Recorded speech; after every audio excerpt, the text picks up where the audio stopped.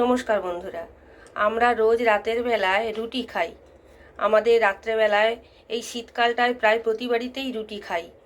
আর রোজ রোজ একই রকম রুটি খেতে খেতে বাচ্চা বা আমরা নিজেরাও একটা যেন বিরক্ত ভাব এসে যায়। তাই রুটিটাকে যাতে আমরা আরও একটু ভালো হেলদি এবং আমাদের মজাদার খেতে ভালো লাগে সেই রকম করে আজকে একটি রুটি করে দেখাবো।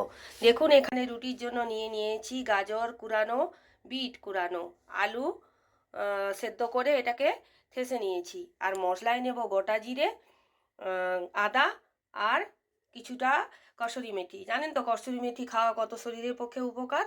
শীতকালে ভরপুর কসুরি মেথি পাই, তার বদলে আমরা এখানে শুকনো কসুরি মেথি ব্যবহার করছি। তা আমি রান্নাটা করতে থাকি।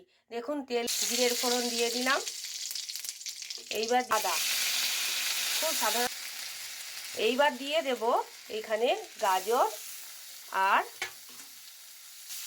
বিট, কারণ এইটার মধ্যে জল আছে, এটাকে রস মেরে নিতে হবে। বিট গাজরটা যাতে ভালোভাবে সেদ্ধ হয় লবণ দিয়ে মজিয়ে নিয়েছি।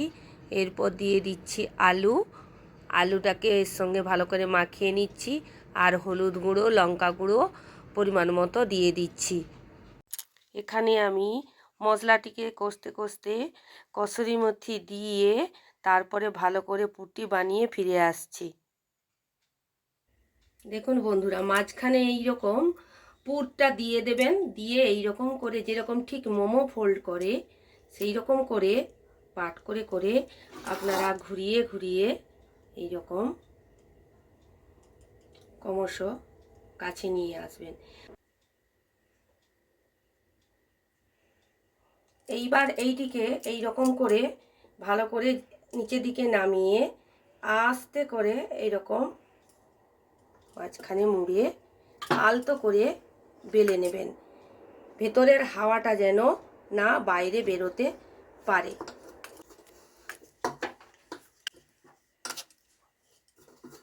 আপনারা এরকম তাওয়ায় দু পিঠ সেঁকে নেবেন। দেখুন কেমন সুন্দর বেলুনের মতো ফুলে উঠবে। এই রকমভাবে আপনারা এই রুটিগুলিকে ভেজে নিতে পারেন। এইটাকে আপনারা তেল দিয়েও ভেজে নিতে পারেন বা রুটির মতোও ভেজে নিতে পারেন।